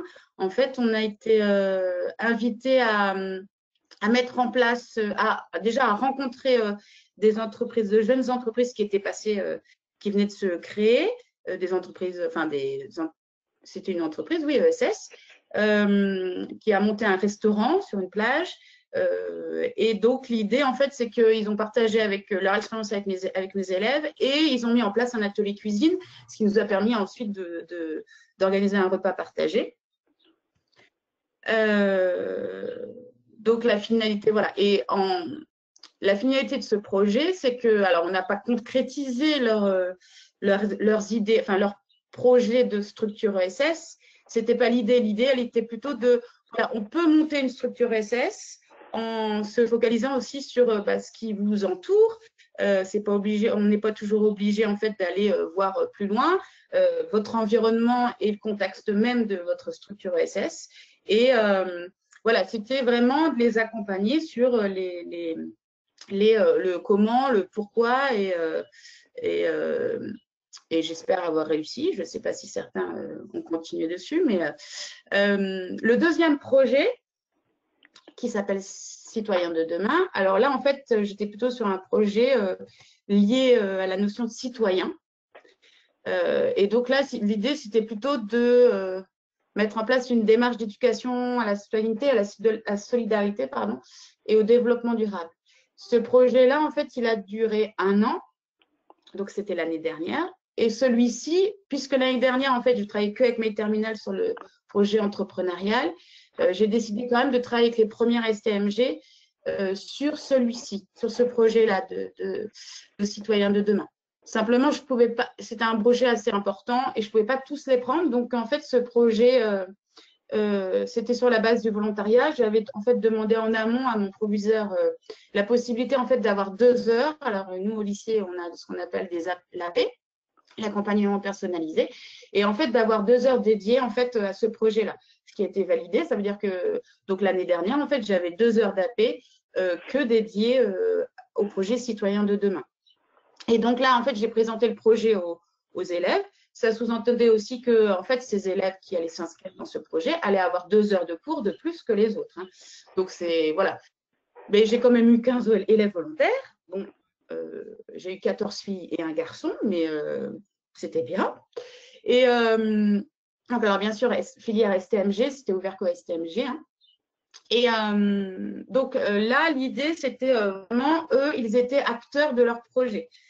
Voilà, ils veulent participer à ce projet-là. C'est un projet de citoyens, c'est un projet ESS, mais c'est à vous de monter ce projet et de me dire qu'est-ce que vous voulez faire et qui on sollicite. Donc, ils ont rencontré encore, donc on a eu une réunion et notamment avec Florian Barès de la CRES, qui les a rencontrés, qui leur a fait, alors ils ont des actions spécifiques à la CRES où notamment, eux, ils m'avaient mis en place ce qu'on appelle le Marshmallow Challenge. Et c'est une espèce de jeu d'entreprise team building pour motiver. Et en fait, on est sur… Désolé, peut-être encore 2 minutes. Déjà ? Ouais, on est… 2 minutes ? Ok, je me dépêche. S'il vous plaît, pour conclure. Excusez-moi, j'ai le mauvais rôle. Ok. Et donc là, en fait, ils sont intervenus pour leur apprendre à essayer de gérer en fait, le projet qu'ils souhaitaient mener sur l'année et quel type d'acteurs ils pouvaient solliciter. Ils voulaient être sensibilisés, en fait, notamment sur… il y avait le côté solidaire qui leur était important. Et donc, en fait, on nous a mis en lien avec l'association Artisans du Monde. Et eux, en fait, donc, ils sont intervenus pour nous faire un jeu de rôle lié au commerce mondial et notamment les échanges internationaux qui favorisent toujours les pays les plus riches. Donc, il y avait un jeu de rôle là-dessus. J'essaye d'aller vite. Ah oui, on a eu aussi, en fait, un partenariat avec la Maison des droits de l'homme, et notamment dans le cadre de festivals alimentaires, qui est en novembre, qui est un festival assez intéressant, notamment parce qu'on a la possibilité d'avoir des films qui sont projetés et on peut les avoir gratuitement. Donc ça aussi, c'est intéressant. Là, nous, on avait fait l'Empire de l'or rouge, notamment avec la production de tomates, et le champ des possibles, qui était intéressant pour nous parce que comme on est du Limousin, enfin, c'était la… Enfin, voilà. Si vous avez d'autres questions sur les films, enfin, il y a pas mal de… J'ai les films aussi, moi, sur mon disque. On a mis en place aussi… ah oui, souhaiter mettre en place, toujours un côté solidaire, un marché de Noël solidaire. Donc, en fait, en lien avec Artisans du Monde, avec qui, en fait, on a pu avoir les stocks. En fait, mes élèves ont en fait organisé un marché de Noël au sein du lycée.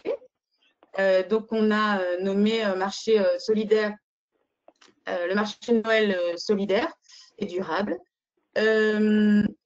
Et enfin, qu'est-ce que je peux vous dire pour les…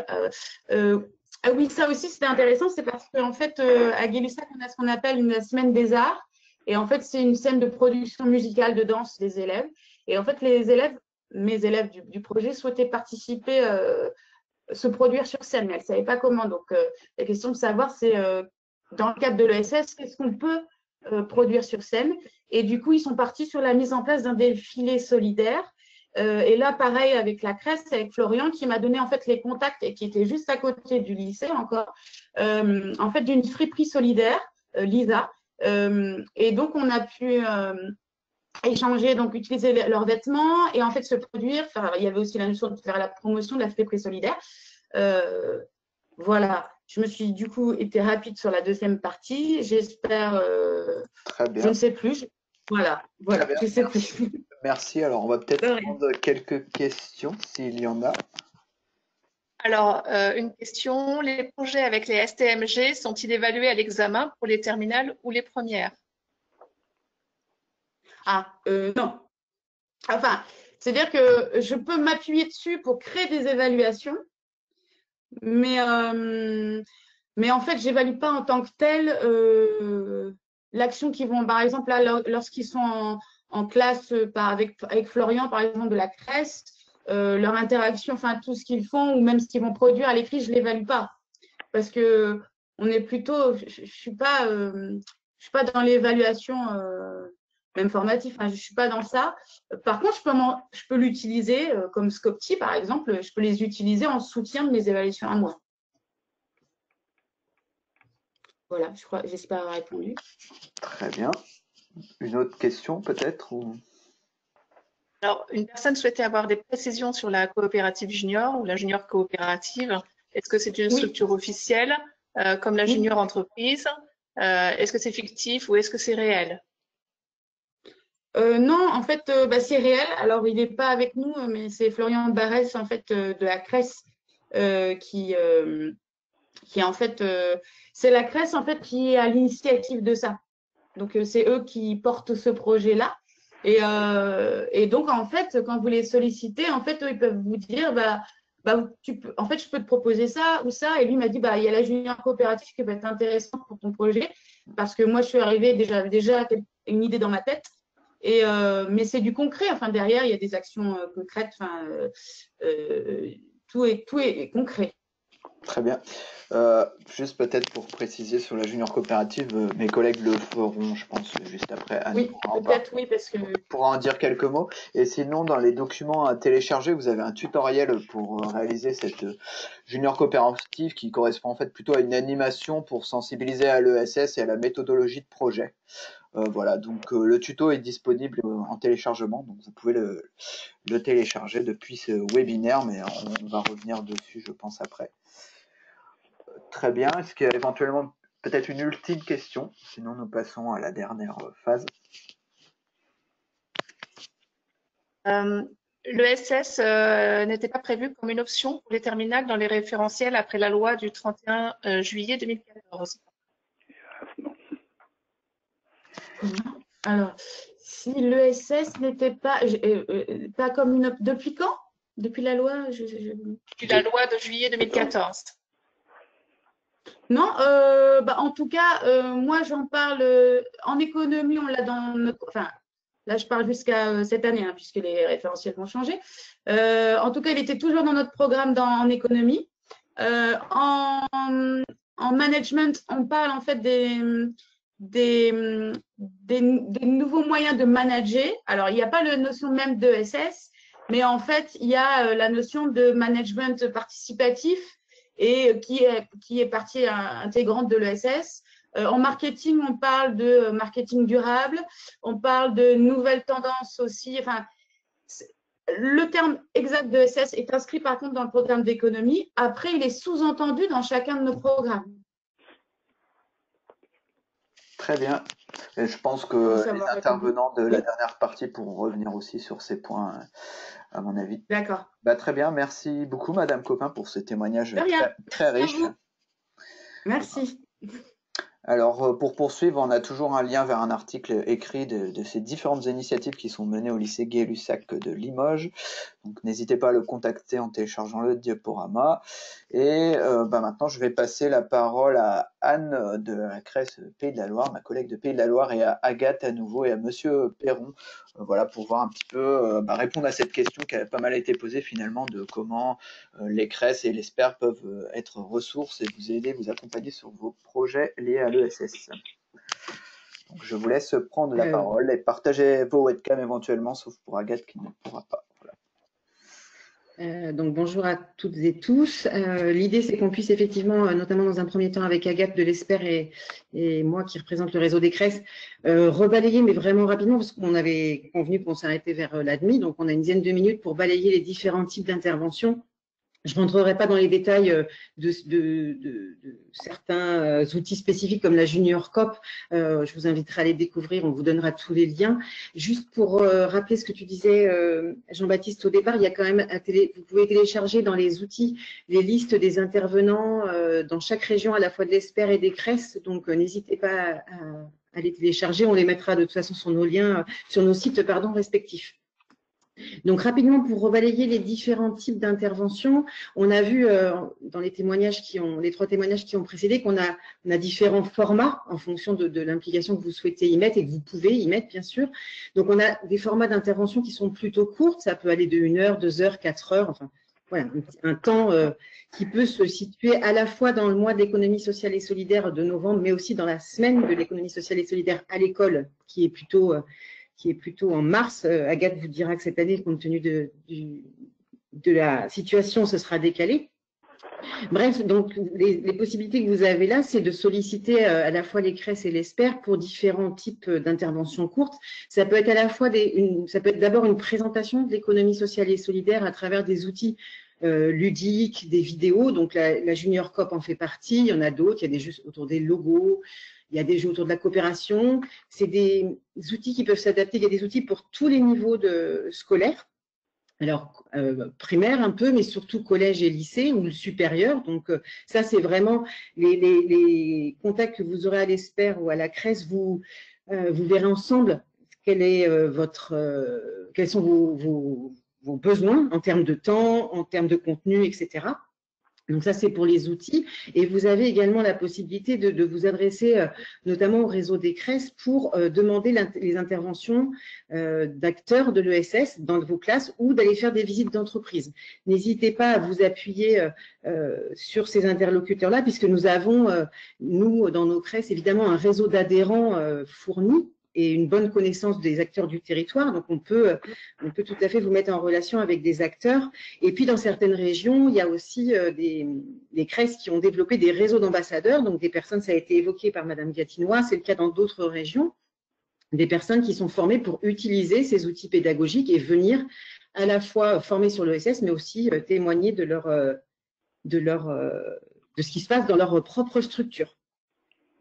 Je veux bien que tu passes à la suivante. Merci Jean-Baptiste. Donc après, sur un autre format d'intervention, il y a des interventions plutôt en journée ou demi-journée qui sont sur là plutôt des jeux de rôle. Ça a été évoqué par Madame Copin, notamment sur le jeu qui s'appelle Qu'est-ce que c'est ça, mais il y a un autre jeu qui s'appelle par exemple Entreprise à valeur ajoutée. Voilà, il existe des outils pour le temps d'une demi-journée ou d'une journée créer une entreprise fictive pour faire comprendre aux élèves comment fonctionne une entreprise de l'ESS par rapport à une entreprise qui serait sous un autre statut.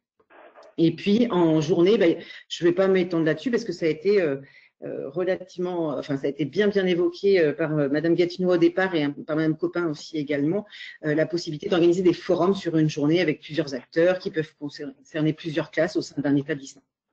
Je laisse Agathe faire le focus sur la semaine. Ouais, merci Anne. Donc la semaine de l'économie sociale et solidaire à l'école, c'est une semaine pour découvrir l'entrepreneuriat collectif, faire vivre en classe des valeurs, comme ça a été évoqué dans tous les témoignages précédents, tels que la citoyenneté, la coopération, la solidarité. La semaine, c'est 3 éditions depuis 2017, une 4e édition qui devait avoir lieu fin mars cette année, mais qui, vu les circonstances, est donc reportée en novembre, pendant le mois de l'ESS. Et ce sera donc du 9 au 14 novembre, la deuxième semaine après les vacances de la Toussaint. Vous retrouverez toutes les informations sur comment s'inscrire, sur quels outils sont à votre disposition, quel interlocuteur vous pouvez avoir sur le site dédié à l'événement, donc qui est inscrit là sur la diapo. Alors, dernier type d'intervention dans les établissements, ça va être plutôt sur des suivis de projets au long cours, donc des projets qui sont de type entrepreneuriaux, donc type Mon ESS à l'école. Donc, c'était le témoignage de Madame Bonjour tout à l'heure, donc là, c'est pareil, Agathe fera un petit zoom dessus après. Juste pour vous dire que il existe dans beaucoup de régions des dispositifs de type entrepreneuriaux aussi à destination des élèves qui sont portés par les conseils régionaux dans le cadre de leurs actions éducatives et que souvent les CRES en sont partenaires et peuvent aussi accompagner des dispositifs qui sont portés par les conseils régionaux puisque notamment ils permettent aux établissements de souvent percevoir un financement pour leurs projets. Donc ça peut être des choses qui s'articulent complètement avec Mon ESS à l'école que Agathe va vous détailler. Donc, Mon ESS à l'école, qui signifie Mon entreprise sociale et solidaire à l'école. Donc, c'est l'idée de monter un projet citoyen d'utilité sociale en classe avec ses élèves, où les élèves sont bien acteurs du projet, d'un projet qui se veut collectif et qui a pour but de transmettre et de partager des valeurs de solidarité, de coopération. Comment est-ce qu'il est possible de monter ce type de projet ? Via l'ESPER et via notamment le réseau des CRES, par l'accompagnement, la mise en relation avec des professionnels de l'ESS qui peuvent aussi vous épauler dans le montage du projet, et aussi un livret pédagogique qui est mis à disposition sur le site également dédié. Mon ESS à l'école, c'était cette année plus de 100 projets et plus de 3000 élèves impliqués, donc sur tous les territoires. Voilà, donc un projet qui prend de l'ampleur et qui a pour but avant tout de transmettre des valeurs. Ensuite, je continue un petit peu sur l'outillage. Donc là, on vous a présenté les différents types d'interventions ou comment est-ce que vous pouvez être mis en relation, rencontrer des professionnels, mais vous pouvez aussi vous outiller via le site ressourcesess.fr. Vous y trouvez des outils pédagogiques pour vos élèves, donc pour aborder l'économie sociale et solidaire en classe, à travers des jeux, des quiz, des études de cas, comme la junior coopérative, Qu'est-ce que ça ou entreprise à valeur ajoutée dont a parlé Anne tout à l'heure, se retrouve aussi sur le site Ressources ESS. Et vous y trouvez également des outils pour vous former, vous, à l'économie sociale et solidaire, via des supports de cours, des vidéos, et voilà. Je fais un petit zoom en termes d'outillage sur un outil qui avait été créé donc par la CRES Pays de la Loire en 2011 et qui a été après essaimé dans Champagne-Ardenne, mais qui est accessible, c'est comme un outil web, hein, donc pour tous les enseignants dans toute la France.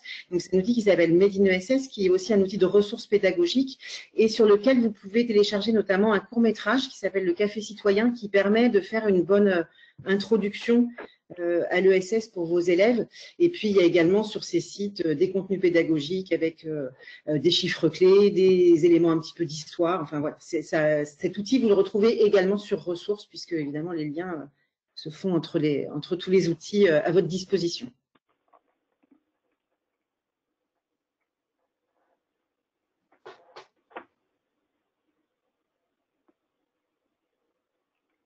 Agathe ? Oui, Agathe, peut-être quelques mots. Sur la formation. Sur la formation Sur la formation, bon, donc Jean-Claude Perron, moi je suis correspondant régional de l'ESPER en Rhône-Alpes. Au niveau de la formation, j'interviens directement et la plupart du temps avec Mathieu Robert, qui est le coordinateur local Mon ESS à l'école, donc coordinateur local Mon ESS à l'école. C'est un poste que l'ESPER a souhaité créer, mais a demandé à la CRES de le porter. Donc, Mathieu est un salarié CRES qui m'accompagne la plupart du temps, qui parfois aussi intervient tout seul. Et on intervient dans les établissements scolaires directement. On est, par exemple, intervenu une dizaine de fois, enfin, dans une dizaine d'établissements à l'automne dernier, avec la junior coopérative, là, qui est un outil créé par la CRES Limousin. Et la plupart du temps, c'était pour démarrer des projets Mon ESS à l'école. Ça, c'est un aspect de la formation qu'on peut dispenser. Un autre aspect de la formation, c'est la formation institutionnelle. Sur la base de l'accord cadre dont il a été question tout à l'heure, on a des contacts avec les institutionnels, donc avec les rectorats, et on propose des stages qui sont inscrits au plan académique de formation. On en a proposé un dès 2016, en janvier 2016, on en a fait un premier. Il y en a un autre aussi, là je vais rectifier ce que disait Véronique tout à l'heure, ça n'était pas un stage l'ESPER, c'était un stage MAIF en fait, mais bon l'ESPER n'était pas loin puisqu'ils y participaient. Et c'est à la suite de ça que le génial projet, enfin les géniaux projets qu'a monté Véronique ont démarré. Les projets de mini-entreprises en ESS, mini-associations et mini-coopératives qu'elle a pu créer, ou mini-mutuelles qu'elle a pu créer. Donc, stage dans l'institution, on en a fait un cette année dans l'Académie de Grenoble, et j'ai un message là qui date de 15h20 qui me dit: nous avons obtenu l'accord du service formation, donc c'est une ingénieure pour l'école de l'Académie de Grenoble qui m'écrit: nous avons obtenu l'accord du service formation pour inscrire 2 sessions l'an prochain, une formation en Isère pour 20 personnes, une formation en Drôme de 15 personnes, plus les enseignants du privé qui ne sont pas comptés dans cet effectif. Donc le stage qu'on a animé cette année est reconduit à Grenoble et à Valence pour l'année prochaine. Donc ce stage, il est fait en 2 parties. Une première partie, découverte concrète par des visites ou des rencontres, une mutuelle, une association, une SCOP, et découverte de la CRES aussi. Mathieu m'accompagne généralement dans ce genre de choses. Et une seconde journée, décalée d'ailleurs, 15 jours après, d'éducation à l'ESS avec les outils dont parlait Agathe tout à l'heure, ou ceux qui ont été cités avant, avec des jeux. L'OCCE, l'Office central de la coopération à l'école, qui est une des formations de l'ESPER, est aussi présente pour représenter donc des outils pour développer la connaissance de l'ESS dans les établissements scolaires. Et puis avec une rencontre aussi avec les enseignants qui se sont engagés dans mon ESS à l'école. Cette année à Grenoble, il y avait 3 enseignants qui représentaient 3 établissements, 3 projets différents, qui ont pu comprendre concrètement comment et poser des questions, comment mon ESS à l'école fonctionne. Donc il y a un autre stage aussi qui va être déposé incessamment sous peu sur l'Académie de Lyon. Là, on espère qu'il sera retenu, mais c'est pas certain. Là, donc, on en a 2 sur l'Académie de Grenoble, c'est certain. Deuxième axe de formation, c'est les stages CEFPEP. Ne me demandez pas trop ce que c'est que les stages CEFPEP. Ça doit être centre d'études et de formation au partenariat avec les entreprises et les professions, je crois. C'est la même chose que les stages qu'on propose au rectorat, mais la différence, c'est que c'est une seule journée. Donc, on fait à peu près le même programme, mais en raccourci. C'est un peu chaud, mais on y arrive. Et ce sont des stages qui sont à appel à candidature nationale. Donc, là, sur Lyon, j'en ai animé un l'année dernière. Il y a une personne qui était venue d'Avignon, spécifiquement pour ça. Donc, c'est généralement le dernier mercredi du mois de mars pendant la semaine de l'ESS. Ça n'a pas pu avoir lieu cette année du fait de la crise sanitaire, mais on en a fait sur les 3 dernières années. Et enfin, un dernier axe, c'est un travail avec les INSPE. On a des contacts pour faire des animations et faire en sorte que les jeunes en formation, enfin que les personnes en formation, les stagiaires de l'INSPE, puissent être formés un peu à l'ESS quand c'est possible. Ça dépend un peu des académies, ça dépend un peu des INSPE. Mais on peut avoir des actions en direction des stagiaires de façon à ce que ils entrent dans la carrière de façon dynamique avec ces beaux projets que nous portons. Voilà. Très bien, merci. Hop, je vais réapparaître. Voilà, normalement vous ne va. Donc tout simplement pour conclure ce webinaire et vous remercier de votre attention et d'avoir participé si nombreux à ce webinaire au nom du réseau des CRES et de l'ESPER. Je vous remercie. Donc j'espère que vous avez pu télécharger les documents qui ont été mis en ligne. Sinon, ils seront accessibles prochainement sur le site de l'ESPER et de certaines CRES. Voilà, je nous excuse aussi si certaines questions n'ont pas pu être traitées. On a vos coordonnées, on vous enverra prochainement une foire aux questions avec notamment réponse à des questions qui n'ont pas pu être traitées, notamment sur les aspects techniques et sur cette dernière partie du lien qui est possible avec le réseau des CRES et l'ESPER. Voilà, je vous remercie donc encore une fois tous et toutes pour votre attention. Je remercie aussi bien sûr les intervenantes pour leur super expérience qu'elles ont pu partager. J'espère que ça a été inspirant, pas trop frustrant pour vous parce que le temps était quand même assez court et réduit. Et voilà, je vous souhaite à tous une bonne continuation. Au revoir. Merci, au revoir.